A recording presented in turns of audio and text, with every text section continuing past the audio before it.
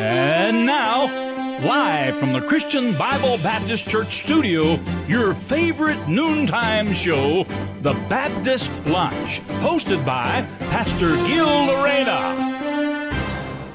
Alright, magandang tanghali po muli sa bawat isa po sa atin. Once again, welcome back to your favorite noontime show, The Baptist Lunch. And today's episode is the last Thursday, and today's episode will be the last discussion po natin about, this will be our last discussion about the church discipline, which is a very important, napakaganda rin po ng mga susunod na abangan po natin na usapin sa pagpasok ng Setyembre. Napakaganda po niyan. Kaya this is very important, brethren. It's very important for us to keep tuning in, lalo na when it comes to our Thursday, because Thursday is our doctrinal episode. This will always help us to continually grow individually as a Christian and as members of our church. Huwag po natin kakalimutan, mga kapatid, ang kagandahan sa programa po natin, hindi tayo iniiwalay sa pundasyon ng ating pong pamumuhay bilang isang Kristiyano. One of the reasons kung bakit marami nagkakandaloko-loko na Kristiyano, even churches, it's only because of one reason. They're trying to live up their Christian life. They're trying to live up according to their own will and not according to God's way. Yan po nagiging problema, at dahil doon, lumalayo na po sila sa standards, sa tinuturo ng Biblia, sa principles, sa foundation ng ating pong pananampalataya. Masyado silang nagpapakalaot-laot, masyado silang nagpapakalalim-lalim nang hindi sila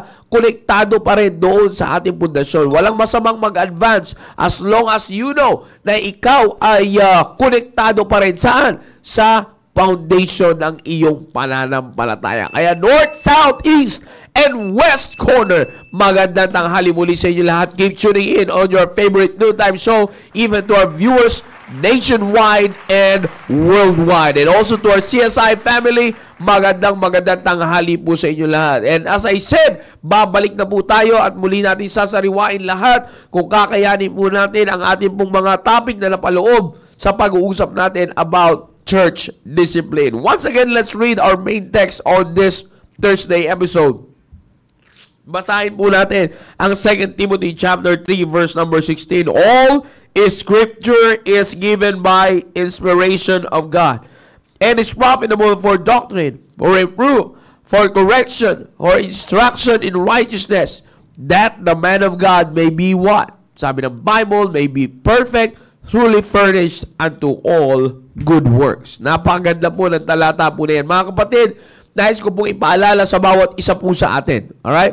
Nais ko pong ipaalala sa bawat isa po sa atin na ang talata po na ito, ang siyang patuloy, mga kapatid, naulit ko po, ang talata po na ito, ang siyang patuloy na makakapag-remind sa atin not to go away from the foundation of our Christian life. Lalong-lalo na as a church.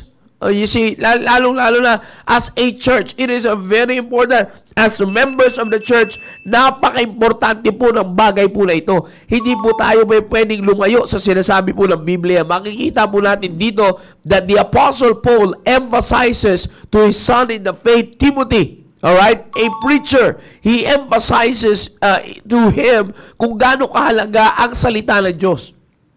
And ano ang pinakita niya dito, not only for the sake of showing him the inspiration of God's Word, but also ipinakita dito ipinakita po dito sa talata po na in-emphasize ni Apostle Paul kay Timothy ang kahalagan at para saan at ang kapakinabangan you see, ng salita ng Diyos, since it is inspired by God, and God is in it, and God is for it, you see, it's given life by God, anong kapakinabangan ito sa buhay natin? Lalong-lalo na as a church family. You see, ang kahalagan, kaya kahapon, nakita niyo po, pinreach ni Pastor Dexter, yung importance of God's Word in the family. You see, now, ngayon naman ay patuloy natin, sasariwain lang natin the importance of God's Word in the church. Because of what? The church discipline. The importance of the Word of God in the church is the church discipline. What holds? You see, ang nag-hold para ang simbahan ay manatiling fit and healthy, it is the Word of God. It is the discipline of the Word of God. Kumbaga, pagdating sa physical na pangatawan, ito yung manual ng proper diet and proper exercise ng simbahan. Ito yun. You see, the proper maintain, if you want to maintain, if the church wanted to maintain its good health condition, walang ibang pupuntahan kundi ang salita po ng Diyos. You see, dahil nga sabi ko nga po sa inyo, kaya napakaganda po ng talata po na ito. This will always remind us.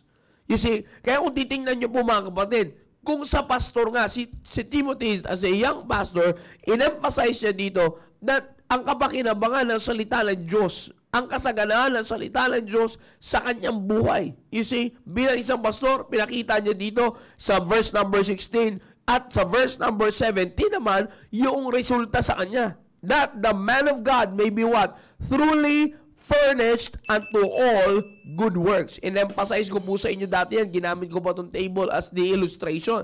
You see, if we want to be truly furnished unto all good works, everyone can perform good works. Kahit na hindi ka Baptist. You see, most of the time, mas marami pang good works na na-perform yung hindi Baptist kaysa sa Baptist. You see that? Kaya kung po sinasabi sa inyo yan, but the question is, are they truly furnished?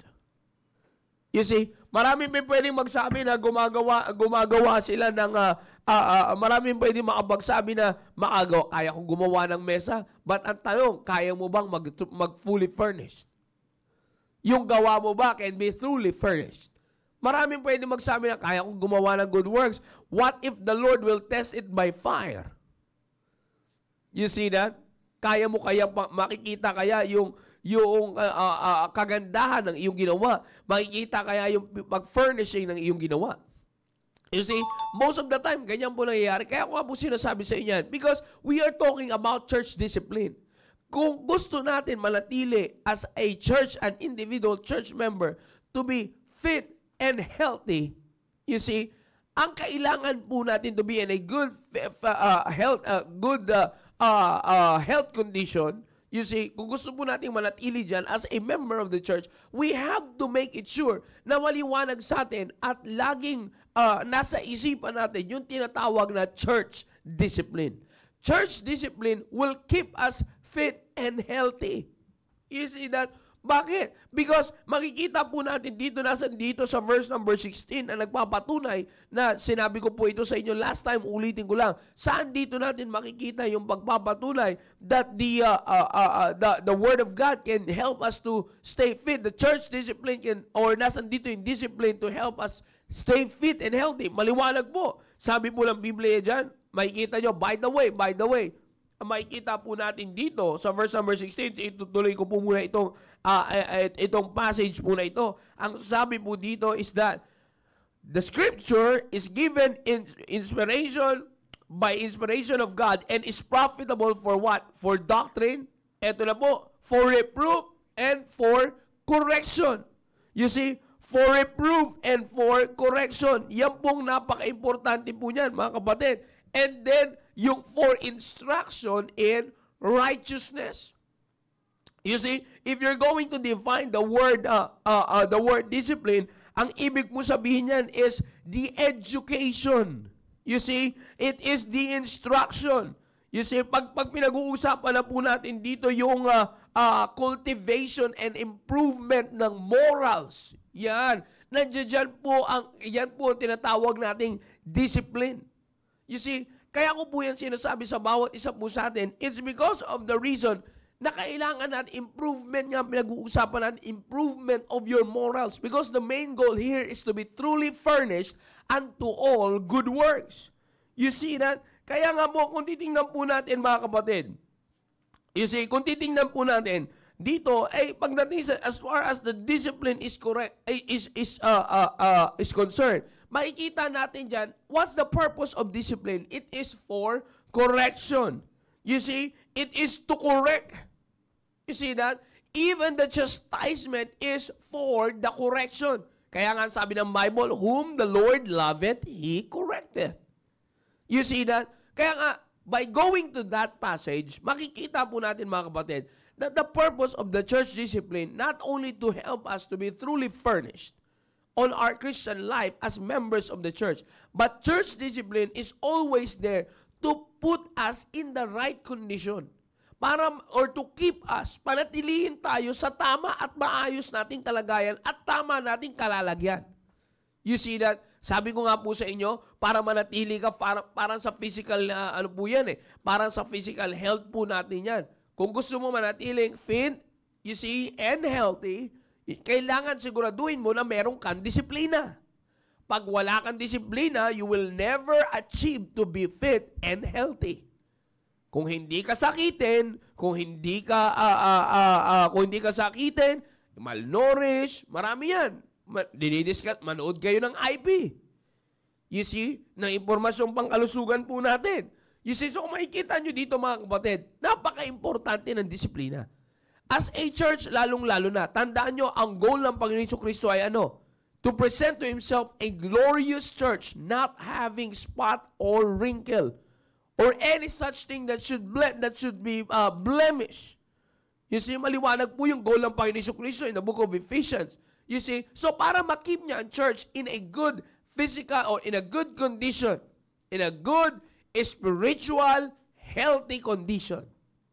You see, anong gagawin niya? Kailangan niyang i-emphasize, kailangan niyang i-impose sa kanyang simbahan yung correction, yung discipline, na primarily, discipline is there to correct us from our wrongdoings as a church.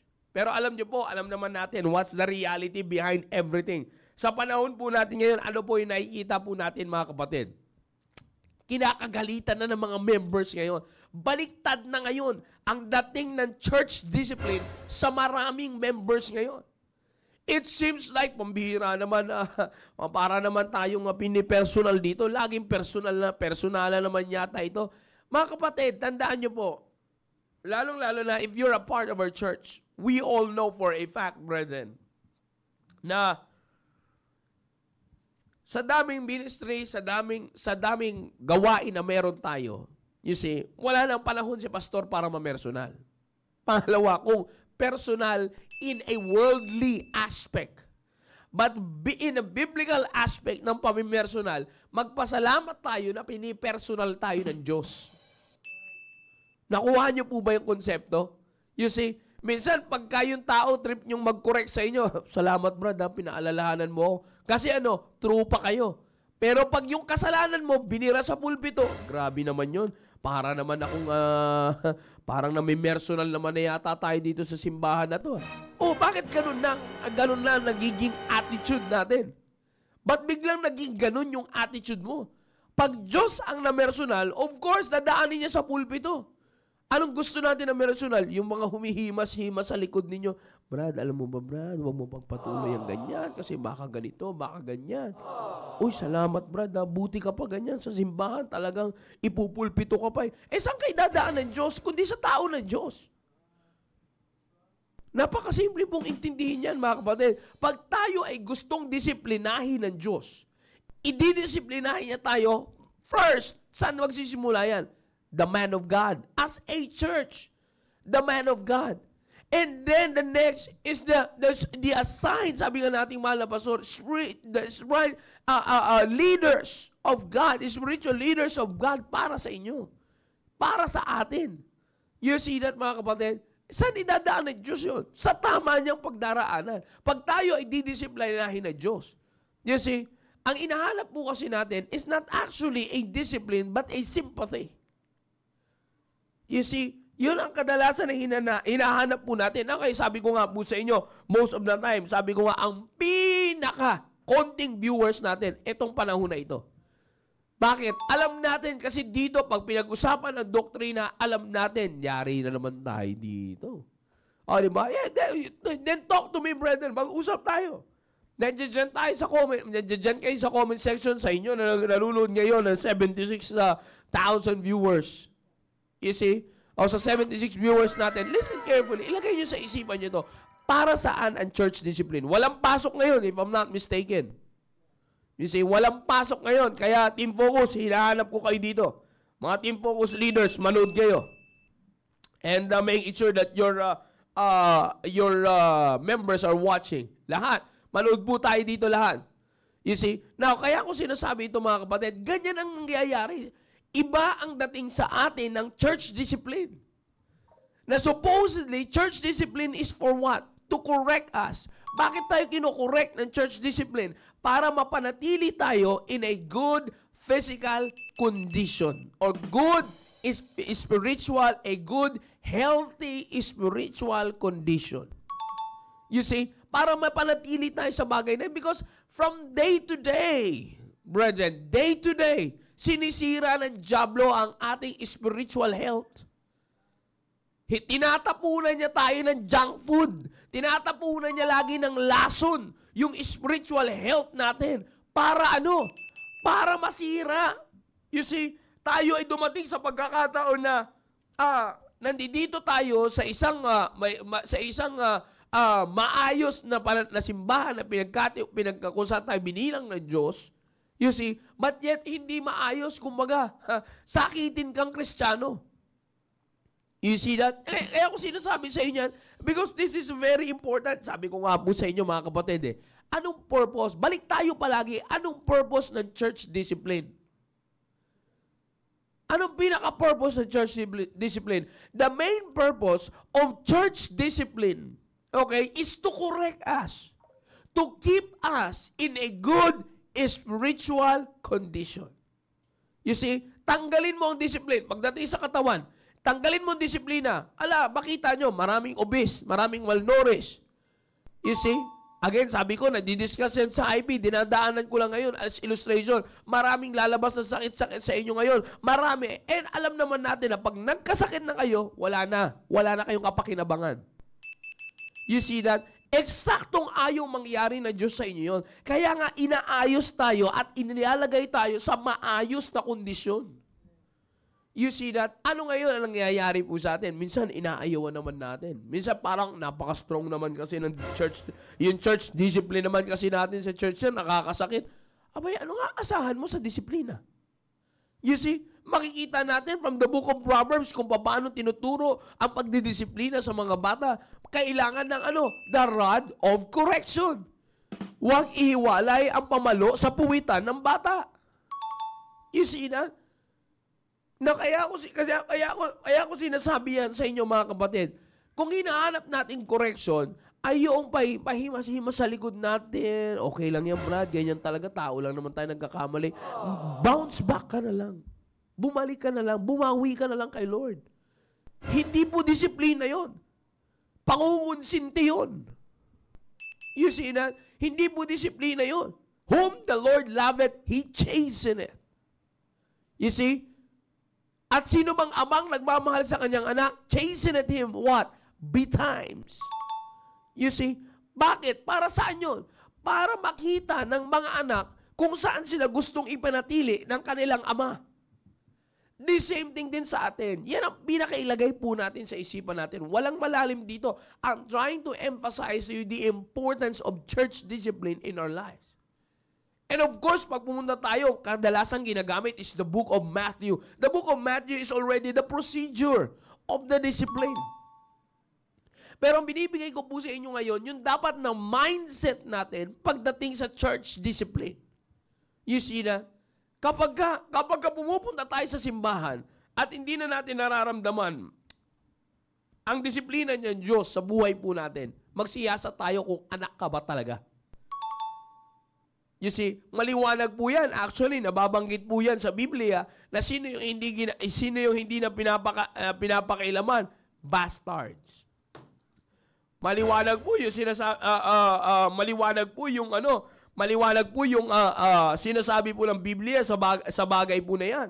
You see, diyan po tayo kumbaga magkakaroon ng diyan ka na magkakaroon ng problema bilang isang Kristiyano. You see that? Kapag hindi ka na pinakialaman ng Diyos. You see? At ayaw, tandaan nyo, ang goal ng Diyos. Balik kayo doon. Ano ba ang goal ng Diyos sa kanyang simbahan? That He might present it to Himself a what? A glorious church. Basahin natin eksakto. Book of Ephesians. Alright? Ephesians chapter 5. Sabi po ng Bible dito sa verse 27, that He might present it to Himself a glorious church, not having spot or wrinkle, or any such thing, but that it should be holy and without blemish. Maliwanag yung sinasabi ng Biblia. But that it should be holy and without blemish. You see that? Na kaya ko sinasabi yan sa inyo mga kapatid. Mindset tayo. Yung mindset natin pagdating sa church discipline. You see, ito yung goal ng Diyos sa kanyang simbahan. At sino tayo? Individual members of the church.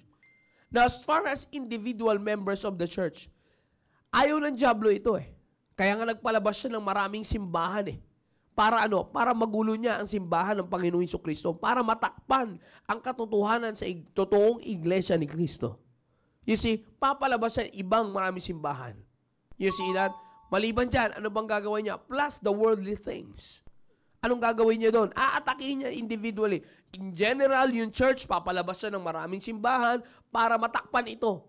Ito, marami ito, sikat na to dito, ito yung nauna dito sa bansa ninyo, tapos ito yung isa naman dito, talagang magagawa mo pa rin yung kasalanan mo, kahit na at least nagsisimba ka, may justification para sa kasalanan mo. You see that? So, nandiyan yung mga yan, in general, para matakpan ang totoong simbahan, papalabas ang dyablo ng mga simbahan na gabuhok lang at diferensya. Para talagang malito niya ang tao. You see that? Individual, that's the general attack in the church. Individual attack ng dyablo sa simbahan. Worldly pleasures. Worldly things. Anong gagawin niya? Mga worldly, mga bagay sa mundong ito, yun ang gagamitin niya naman individually. You see? May atake siya generally, may atake siya individual. Ano yun? The temptation na na mag-incline yung mga members, individual members, sa mga makamundong bagay. You see that? So ano ngayon ang mangyayari mga kapatid? Yun na ngayon yung mag-a-attract ngayon sa kanya. Kaya nga sabi niya dito, so that He might present it to Himself a glorious church, not having spot or wrinkle or any such thing. Ano yung ginagamit ng dyablo nun? The worldly things. You see? But that it should be holy and without blemish. That's a goal. Of course, this church of the Lord Jesus Christ is not a perfect church. Why? Because it is full of sinners. You see? Nandiyan yung mga makasalanang tao na iniligtas niya at binago niya ang buhay. But still, nandiyan ang sinful nature ng individual members of the church na kayang guluhin ng dyablo using the worldly things. Para ma-blemish, para magkaroon ng spot, nagkaroon ng wrinkle yung simbahan. Pero anong ginagawa ng Diyos? Church discipline. Saan anong pundasyon ng church discipline? Bible. Kaya sabi niya sa verse 26, sabi niya dito, that He might sanctify and cleanse it with the washing of water by the word. You see that? Gamit ang salita ng Diyos. You see, ganun niya i-sanctify at linisin. Mga kapatid, alam naman natin. You see, na pagka maglilinis ka na isang bagay, talagang hindi pwede na, kumbaga pag may dumi, ay, malamyang pagpupunas-punas lang, no? Talagang minsan, pag naglilinis tayo, iisin mo pa yan, mawala lang yung dumi. Ganyan maglinis. You see, ilagay natin sa spiritual natin buhay. Ganon din maglinis ang Diyos sa atin, ang salita ng Diyos sa atin. Kaya minsan makakaramdam ka ng sakit kasi nga nililinis ang simbahan individually. Ano yung ginagamit niya na sa salita ng Diyos? Washing of water by the word. How do He cleanse us? How does the Lord cleanse us? Through His word. Ano yung meron sa kanyang salita? The church discipline. Gamit ang church discipline established and from the word of God. Anong makikita natin? Yun yung gagamitin para mawala yung blemish, para mawala yung spot or wrinkle ng church, para pag bumalik ang Panginoon Jesucristo, He can present to Himself a glorious church. You see? Maliwanag yan mga kapatid. Kaya nga, to keep this church in a good spiritual condition, in a healthy spiritual condition, kailangan ng disiplina. Napaka-importante ng disiplina, mga kapatid. Huwag na huwag po nating aayawan, mga kapatid. Huwag na huwag po nating i-take. Yung pag-take natin, in fact, it is Satan that makes us negative dun sa pag-take natin ng church discipline. Huwag nating alisin sa isipan natin na dyablo pa rin ang may akda ng bagay na yan. Dyablo pa rin ang nagsisimula ng bagay na yan.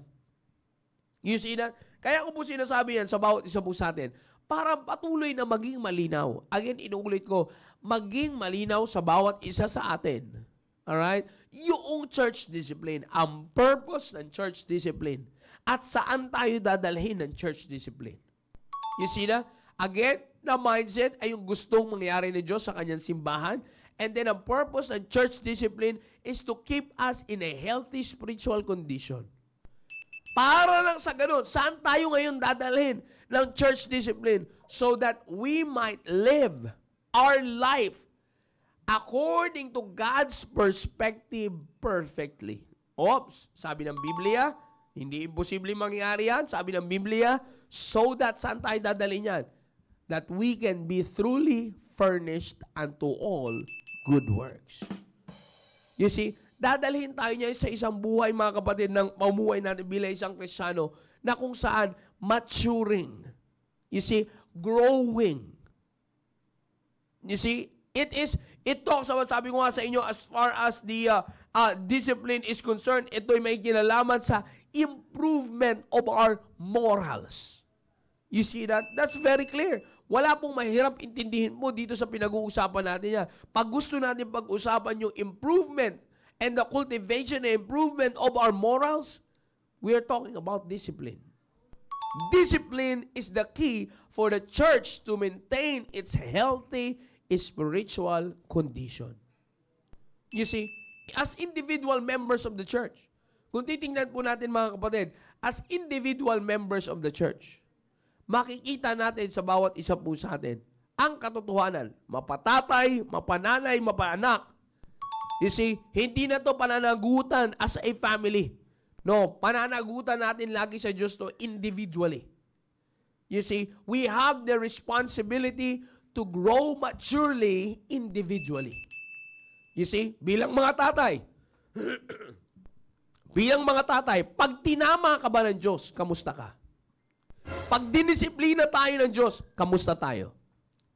Mahirap yung tumatagal tayo sa simbahan, ginagawa natin yung ministry natin, but yet, pagka dumating ang isang problema sa harap natin, ang reaction natin kagad para kang unbeliever. Mas pupuntahan mo pa yung mga tao, mas papasok pa sa isipan mo na makakapag-resolve ng problema mo ay yung mga makamundong tao. Institution ng mundo. You see that? Akalain nyo yan? Akalain nyo, paano ka nagkaroon ng ganyang kaisipan? Anong nangyari sa itinagal natin simbahan? Ibig sabihin, may mga disiplina na hindi natin tinatanggap. Kaya hindi tayo napapanatili sa a healthy spiritual condition. Sa mga nanay, ganun din. You see, kung sa mga anak ay medyo pagka dinidisiplina, kinakampihan yung mga anak, maluwag tayo sa ganyan, tandaan nyo po, anumang maging attitude nyo dan can be your attitude on your spiritual life. You see that? Mahirap nang konsintihin ang isang bagay na alam mo na pag sinabi na ng Diyos.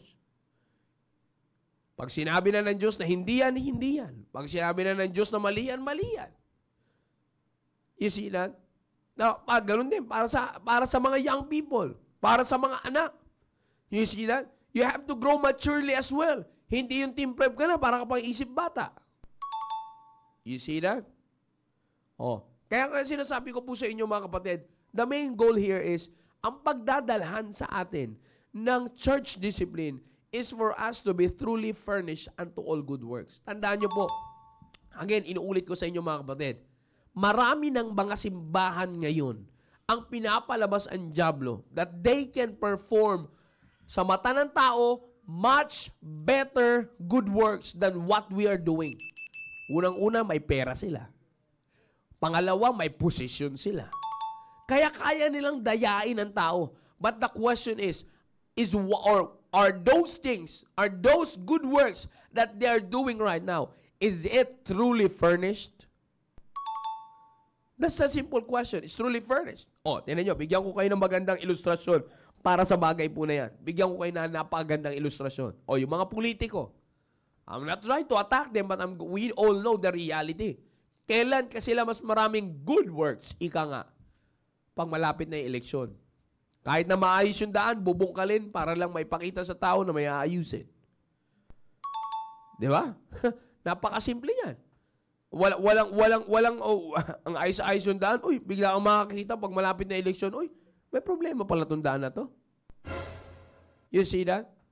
Ipapakita, bagamat, ang totoo naman nun, bagamat isa sa kadahilanan, tapos yung pinabungkal na yung paayos, hanggang matapos ang eleksyon nun. Tapos na eleksyon, hindi na naibalik sa dati. Bakit? Ang kasintotohanan, most of the time, nagpapakitang gilas sa tao, pero at the back of their head, makakuha ng kita sa tao. Nakita nyo yung atake, parehas naman sa samang intensyon. Pero kung titingnan nyo sa mga mata ng mga taong nakapanig sa kanila, tinan mo talaga to, kaya ito yung boboto ko. Tinan nyo naman talagang lahat ginagawa. Wow. Di ba? Pero the question is, balik natin sa pinag-uusapan natin, is it truly furnished? No, it's not. Their good works is not truly furnished. You know why? Hindi kasi yun galing sa isang disiplina na nagmula sa Diyos. Lagay nyo sa isipan nyo ito, mga kapatid.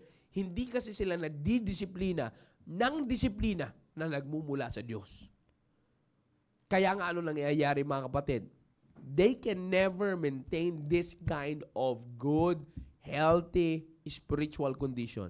In fact, the reason why they are like that, why mankind are like that when it comes to good works, it's because of the reason that they are not in a healthy spiritual condition. You see? Kaya para sa atin, mga kapatid, as members of our church, lagay po natin sa isipan natin ito. As members of our church, individual, wag nating tingnan yung kapatiran mo, wag mo tingnan yung taga-ibang area, tingnan mo sarili natin ngayon. You see, let's check ourselves. Are you in a good, healthy spiritual condition? Pag wala, siya sa atin mo maigip. Madali mo lang malaman yan. Bakit hindi maayos? Ba't hindi fit and healthy ang iyong spiritual condition? Baka wala ka ng disiplina. Bakit kaya ako tumataba, no? Ba't kaya ako tumataba? Wala ka ng disiplina sa pagkain. Totoo yan. Baka mamaya ubis ka spiritual. Pwede ba may akin na lang ito? Paano pwede pala maging obese spiritual? Pag idinamay mo sa mga kinakain mong spiritual, yung mga junk food. Ano yung mga junk food natin, spiritual junk food na tinatawag? Gawa-gawa ko na lang to. Pero dinidescribe ko sila spiritual junk food. Kasi yan yung mga false counsels na matatanggap mo na nagdadala lang sa'yo sa negative attitude at hindi sa positive attitude. You see that? Meron ka pang mga doktor kwak-kwak.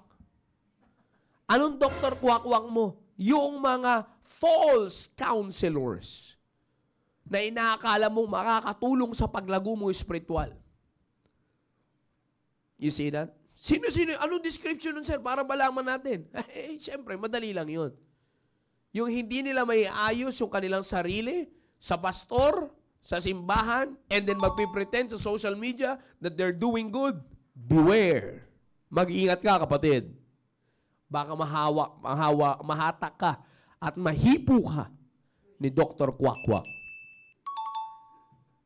Seryoso yung sinasabi kong bagay niya. Kadalasan na nangyayari sa maraming Kristiyano yan ngayon. Tandaan nyo, sabi ko nga sa inyo, baka may spiritual junk food ka. Anong mga basura ang tinatanggap mo ngayon kahit nasa isang simbahan tayo? You see that? Kaya pansinin mo, kung ano ka last year, siya ka pa rin ngayon. Nakuha nyo? Yung pinag-uusapan natin. Kaya napaka-importante ng disiplina. Yung disiplina natin na magsasabi sa atin, tigilan mo na yan. Yung disiplina natin na magpapaalala sa atin, hindi yan para sa ikabubuti mo. Yung disiplina natin na magsasabi sa iyo, Ops, tama na, tataba ka. Yung disiplina natin na magsasabi sa iyo na, Ops, itigil mo yan. Hindi yan kailangan ng katawan mo. Yung disiplina natin na magsasabi sa atin na, membro ka ng iglesia ng Panginoong Jesucristo. Gusto niya ang kanyang iglesia ay masumpungan niyang holy and without blemish. You see that? Kaya nga, nasa disiplina natin ang magsasabi sa atin, iho, iha, anak, kapatid, tropa, repa, pips. Yan ang magsasabi sa atin, ang disiplina natin, ang magsasabi sa atin, ang church discipline po natin, ang magsasabi sa atin na hindi yan para sa ikalalago mo. Kaya nga mga kapatid, nais ko sabihin sa bawat isa sa atin, stay positive, grateful, and thankful sa Diyos na meron tayong tamang biblical church discipline. We have to thank God for it because sabi ko nga po sa inyo, marami ng simbahan ang lumalabas ngayon, not only of different faith, on the different side of faith, but also with the same Baptist faith. Marami na pong mga simbahan ngayon ang nagkakaroon ng problema sa church discipline. Anong kinalalabasan nila? Split. Kaya mga kapatid, tayo na miyembro ng simbahan na ito, magpasalamat tayo sa Diyos at huwag tayong magputak-putak na parang bata. Parang puwet ng manok, sabi nga ni Pastor. You see, huwag tayong magngangangaw-ngaw dahil nagdi-negative tayo sa church discipline. Pagka pinatawan tayo ng church discipline, tanggapin natin at pasalamatan natin sa Diyos. Sabi ko nga pasalamatan natin yan sa Diyos kasi minsan hindi pa tayo nalalaglag. Oops, yung church discipline na kagad magsasabi, oy, malalaglag ka na. You see that? Babatukan ka na kagad ng Diyos Uy, malalaglag ka na. Bangin na, hindi mo pa tinignan. Bakit? Nakatutok ka sa cellphone. Marami. Mga ilustrasyon lang yan. Kaya pasalamatan natin mga kapatid na meron tayong biblical church discipline. We can achieve a life as a Christian, as members of the church, that is truly furnished unto all good works. It's a great blessing, such a great blessing that we are receiving this biblical discipline from God through our pastor. I hope mga kapatid, pinagpala po tayo sa ating pong usapin sa tanghali po na ito. Again, do not miss, this is already the last episode of our topic, or this is already the last topic for this episode of church, of our doctrinal episode every Thursday ng ating Baptist Lunch. Ang tabayanan nyo sa pagpasok ng first Thursday ng September, maganda ang ating susunod na pag-uusapan. Maganda ang susunod nating topic for another new month of our episode every Thursday. Alright? So mamaya, wag po natin kalimutan, mga area activities, keep on inviting more people for this coming Sunday. And again, alam naman natin lahat, may bagyo na naman, pero sabi nga po ng ating mahal na pastor, nasa tropical country tayo, wala nang bago po sa atin pagdating sa bagyo. Ang importante lang, wag mong pagugulo sa bagyo yung iyong spiritual na kondisyon. Alright? Kaya magtrabaho mo tayo para panatili natin na maging maraming madala tayo sa loob ng simbahan sa Sunday. And also do not forget your area activities. And mamaya, Team Focus, kita-kita tayo sa programa nating Staying Alive. So much for this, brethren. Brother Johnny Lewis signing out. And lagi po namin sinasabing, to God be the glory. Have a blessed Thursday afternoon. God bless you all.